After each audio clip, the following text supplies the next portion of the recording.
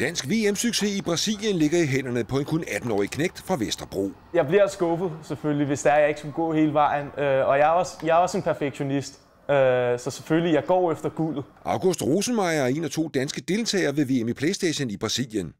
Begge slap igennem en benhård verdensomspændende kvalifikation på internettet. Alle spillere, der er kvalificeret ud af de 2,5 millioner, de kan noget.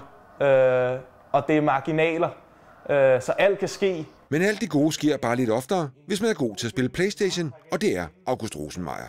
Der er nogen af os, som er ret gode til det her spil. Og med udsigt til sit 3. VM, så har danskeren opbygget sit helt eget brand. Jeg bliver kaldt den danske virtuelle Michael Laudrup, og mit kælenavn er Arke, som ligger lidt op ad Daniel Arker. Og ligesom de rigtige spillere, så kan den virtuelle sin helt egen finte. Det er faktisk Eriksen-finten, kalder jeg den. Du kan vende på en tallerken, og den er ekstremt effektiv i FIFA. Og jeg er overbevist om, at jeg faktisk er den eneste i verden, der bruger den.